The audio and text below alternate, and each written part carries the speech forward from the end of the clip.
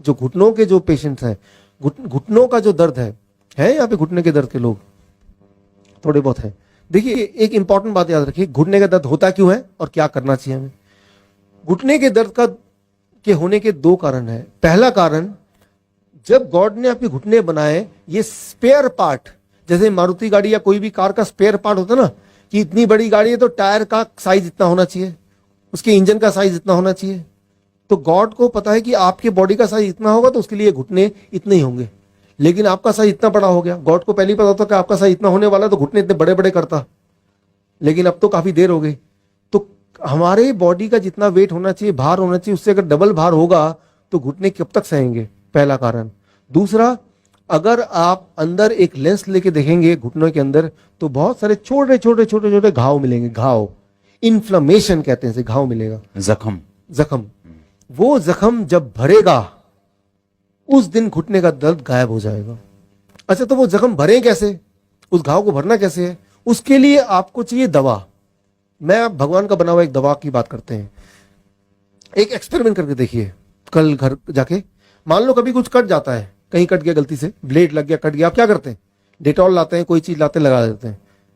आप डेटॉल मत लगाइए, आप कोई भी सब्जी लीजिए, पालक या कोई भी और पत्ता, जो पत्ता मिल जाए आपको, उसका जूस निकालिए। कोई भी पत्ते का जूस निकालिए, पालक का जूस निकालिए, मूली का जूस निकालिए, गेहूं के ज्वारे का जूस निकालिए, जूस लेके लगा दीजिए। आप हैरान हो जाएंगे कि उसी वक्त खून बहना बंद हो जाएगा और तेजी से 1 दिन 2 दिन के अंदर आपको पता भी नहीं चलेगा कि आपका वहां पे कट गया था। यानी कि वो मरहम गॉड का बनाया हुआ ऑलरेडी है आपके पास। Thank you. तो पत्तों का जूस अगर आप पिएंगे तो ये घाव बहुत जल्दी भर जाएगा। 3 महीना लगेगा लेकिन भर जाएगा, ये पक्का है। ये मैंने हजारों बार देख लिया है, राइट। सो जिन लोगों का कहीं भी दर्द है, जोड़ों का दर्द है, किसी भी तरह का दर्द है, तो यानी कि वहां पे अगर आप देखें अंदर लेंस लगा के, तो वहां घाव है, वहां जख्म है। तो जख्म का इलाज आपको पता चल गया, वो तो आपको पता है। कोई भी पत्ते का जूस, वो पालक का पत्ता हो सकता है वो, या कोई भी, या पत्ता खा लीजिए। जूस कौन बनाएगा, पत्ता खा लीजिए। रोज 100 से 200 ग्राम पत्ते खाने चाहिए सभी को। जरा सोचिए सही, पूरे दुनिया में 1/3 दुनिया का जो पूरा जगह है वो हरे से भरा हुआ है, ग्रीन। कोई तो कारण होगा ना। शेर भी जब बीमार पड़ता है तो वो पत्ते खाता है। इंसान जब बीमार पड़ता है वो डॉक्टर के पास जाता है। शेर जब बीमार होता है वो घास खाता है, घास खाता है, और पेट उसका घास खाने से ही ठीक होता है। हाँ, पेट उसका घास खाने से। आपके पास अगर कोई डॉग है, जो लोग कुत्ता रखते हैं घर पे, आपने देखा होगा कि जब वो बीमार पड़ता है वो क्या करता है, सीधे जाता है, वो राउंड में जाता है, वो घास खाने लगता है। तो मैं ये बोलना चाह रहा हूं कि इसके अंदर तो इलाज है। और ये आपकी तरह बाइबल का मैं महारथी नहीं हूं, लेकिन बाइबल में ये बत्ते वाली बात लिखी हुई है, ये मैंने पढ़ा है, राइट।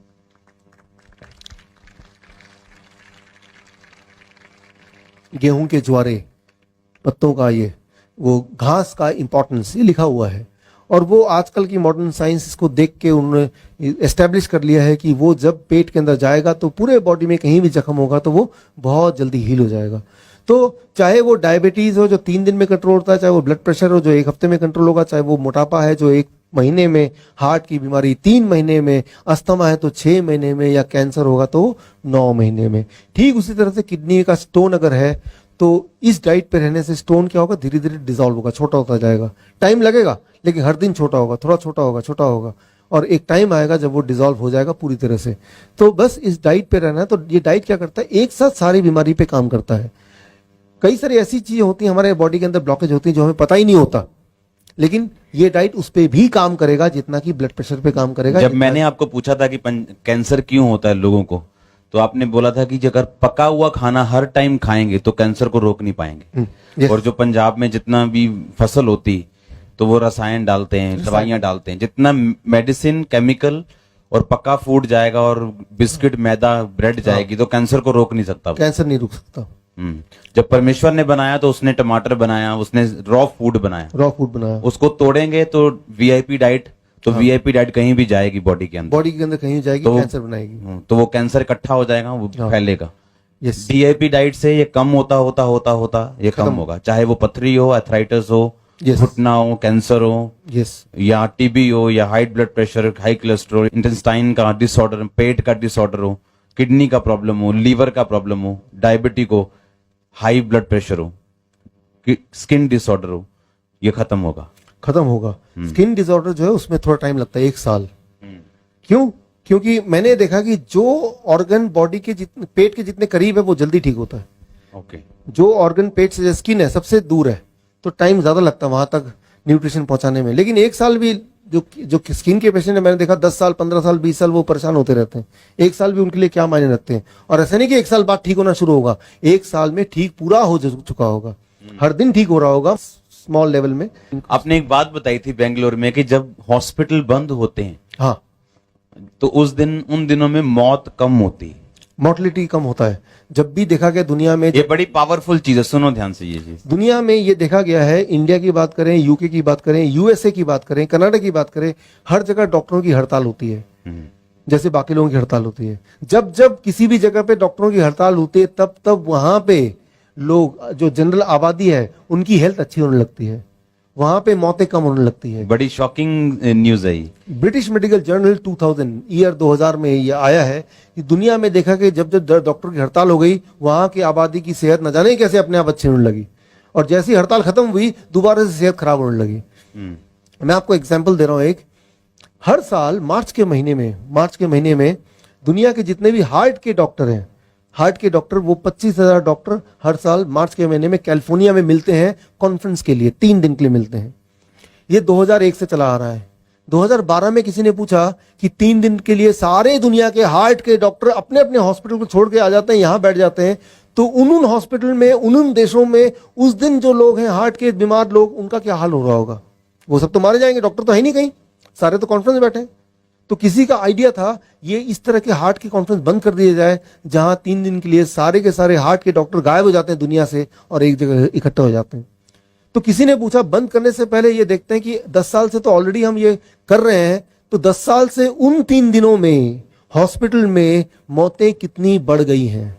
तो पिछला सारा रिकॉर्ड निकाला गया 10 सालों का, 2001 से लेकर 2010 तक का, 11 तक का, कि भाई कितनी मौतें हुई उन 3 दिनों में। तो देखा गया उन 3 दिनों में बाकी दिनों के मुकाबले, जबकि डॉक्टर, हार्ट का डॉक्टर होता है हॉस्पिटल में, उसके तब कंपेयर करें तो देखा कि जब डॉक्टर गायब होते थे तब जो मौतें थी, मोर्टलिटी था, वो 8% घट जाता था। 8% रिडक्शन, यानी कि डॉक्टर का ना होना आपके सेहत के लिए अच्छा ही है। मतलब कहने का मतलब है कि जो मेडिसिन है उससे बाहर आना है हमने, और परमेश्वर ने खाना बनाया, सानू दिता, और सब कुछ दुनिया च भेज, आदम नु बनाया ते सारा कुछ नाल बनाया, ਤੇ ਉਹੀ ਚੀਜ਼ਾਂ ਹੀ ਦੱਸ ਰਹੇ ਕਿ ਜਿਹੜੀਆਂ ਚੀਜ਼ਾਂ ਪਰਮੇਸ਼ਵਰ ਨੇ ਬਣਾਈਆਂ ਅਗਰ ਖਾਓਗੇ ਤੁਸੀਂ, ਤੁਹਾਨੂੰ ਨਾ ਦਵਾਈਆਂ ਦੀ ਡਾਕਟਰ ਪੈਣੀ ਹੈ ਲੋੜ ਪੈਣੀ ਤੇ ਨਾ ਡਾਕਟਰਾਂ ਦੀ ਲੋੜ ਪੈਣੀ। ਡਾਕਟਰ ਪਰਮੇਸ਼ਵਰ ਵੱਲੋਂ ਆ, ਪਰ ਜੇ ਪਰਮੇਸ਼ਵਰ ਦੇ ਸਿਸਟਮ ਨੂੰ ਤੁਸੀਂ ਫੋਲੋ ਕਰੋਗੇ ਤਾਂ ਫਿਰ ਤੁਹਾਨੂੰ ਉਹਦੀ ਵੀ ਲੋੜ ਨਹੀਂ ਪੈਣੀ।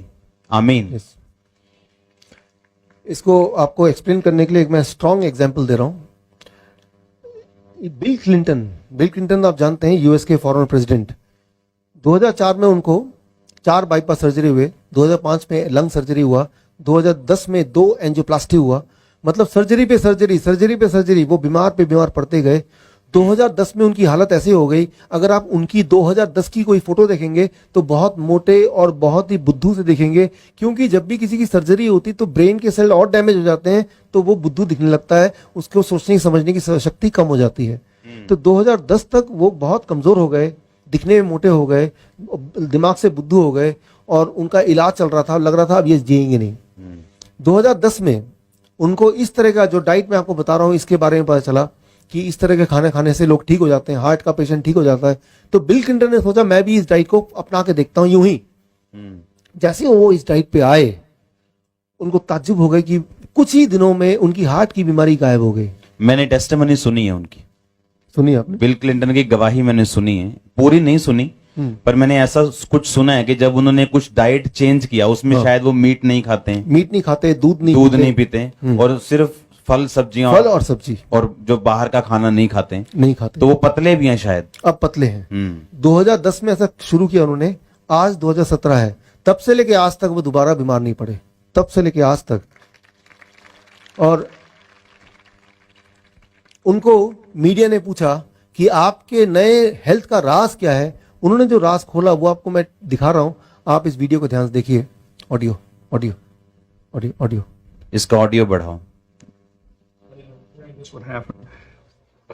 I did it because after I had this stent put in, I realized that even though it happens quite often that after you have bypasses, you lose the veins because they're thinner and weaker than arteries. The truth is that it clogged up, which means that the cholesterol was still causing buildup in my vein that was part of my bypass. And thank God I could take the stents. I don't want it to happen again.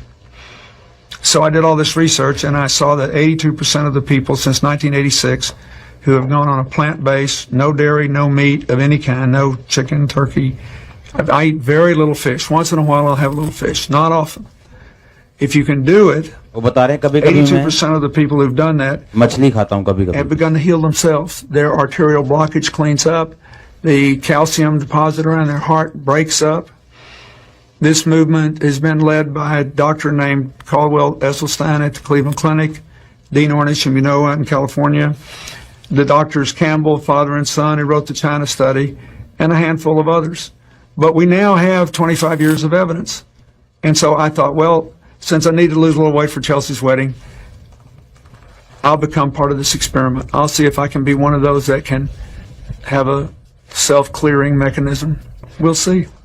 I hope you're आपने अभी सुना bill Clinton ने जो बोला कि जैसे ही मैंने अपना डाइट चेंज किया, यानी कि दूध छोड़ दिया, मीट खाना छोड़ दिया, रॉ फ्रूट्स एंड वेजिटेबल पे आ गया, एकदम से मेरे हार्ट की प्रॉब्लम ठीक हो गई, मैं पतला हो गया।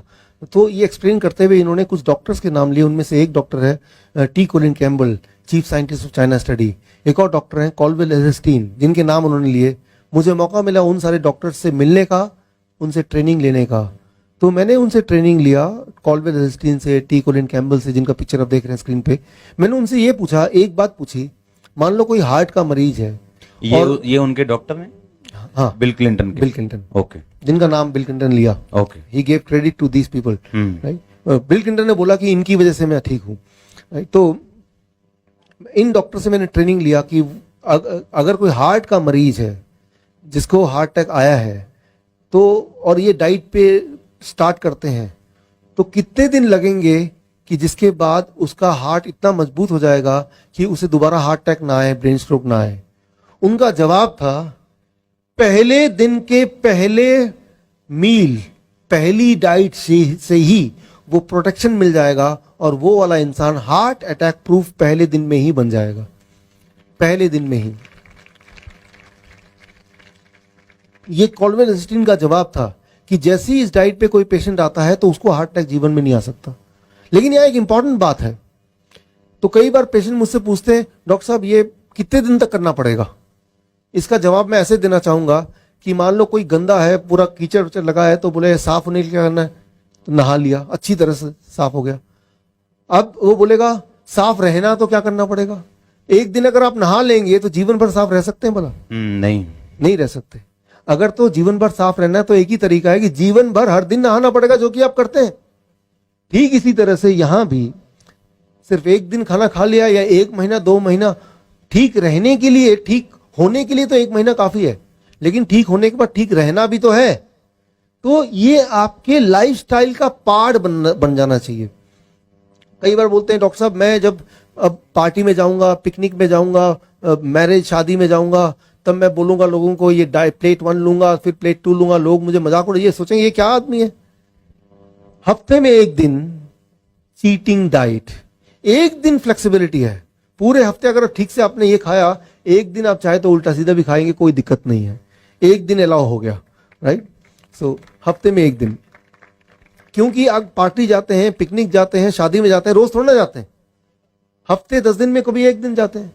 तो जब तब चले गए तो तब कुछ भी खा लिया जो आपको मिल गया, अगर आपको खाने का मन कर ही रहा है वो सब। लेकिन बाकी जब घर पे हैं तो आपको कोशिश करनी है कि इस तरह के डाइट पे ही रहना है। सो अब ये सवाल एक आता है साइंटिफिकली, जब इस डाइट पे कोई रहेगा तो वो बॉडी ठीक कैसे करती है? इसका जवाब मैं आपको अगले स्लाइड में दे रहा हूं। नोबेल प्राइज विनिंग साइंस, ये डाइट क्या करता है? ये डाइट एक ही काम करता है। जब ये डाइट आप लेंगे तो ये आपके बॉडी में एक केमिकल की मात्रा बहुत बढ़ा जाता है, उसे कहते हैं नाइट्रिक ऑक्साइड। और नाइट्रिक ऑक्साइड जब बॉडी में बढ़ जाता है तो क्या होता है, अब देखिए यहाँ पे ये आपका जो लाल कलर है वो आपका ब्लड वेसल है। ब्लड वेसल मतलब वो नाड़ियां है जहां से ब्लड फ्लो करता है, खून बहता है।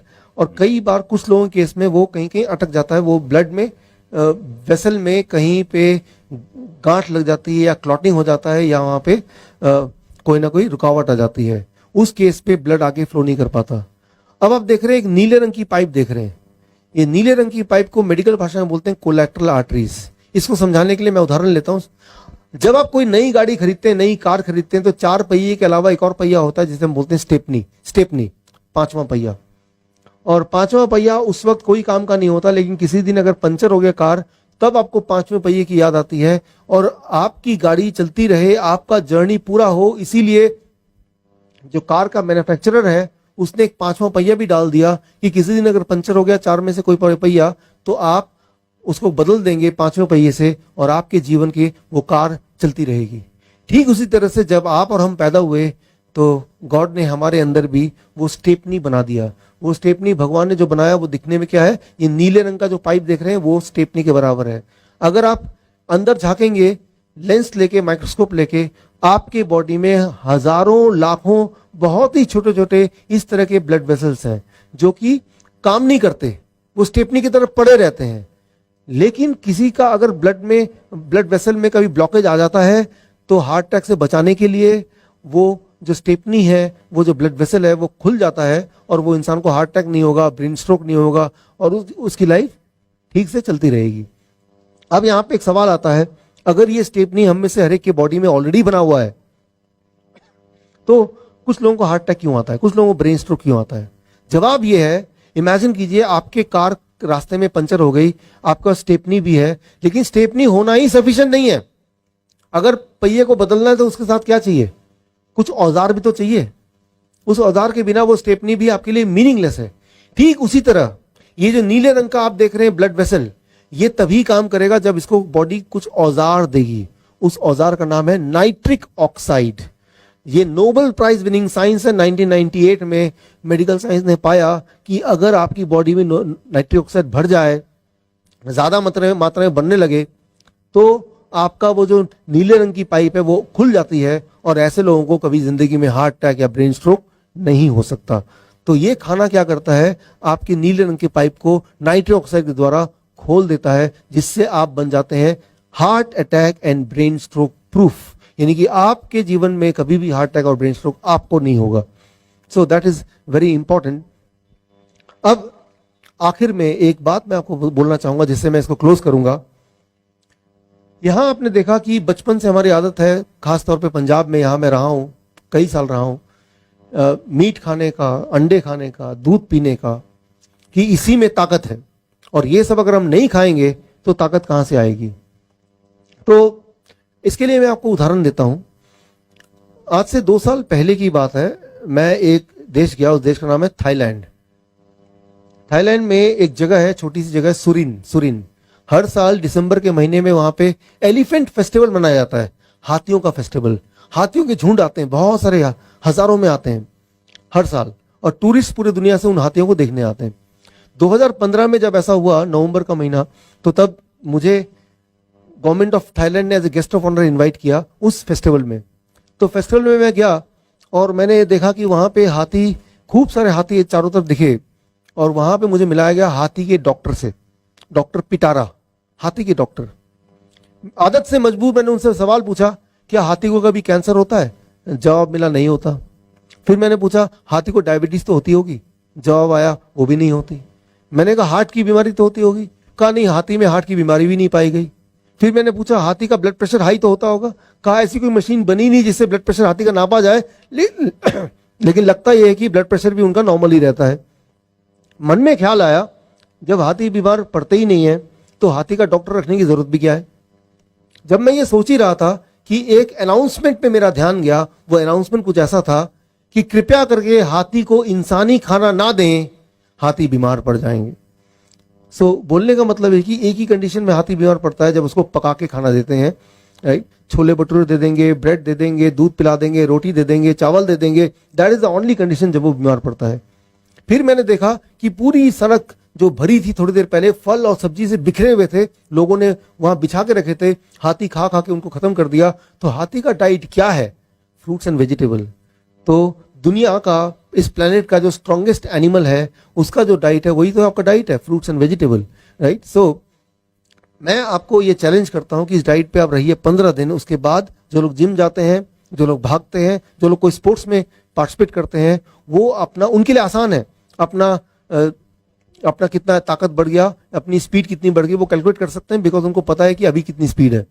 लेकिन मैं आपको बता सकता हूं अपने एक्सपीरियंस से कि आप हर दिन पिछले दिन से और अच्छे होते जाएंगे और अच्छे होते जाएंगे। तो थैंक यू फ्रेंड्स।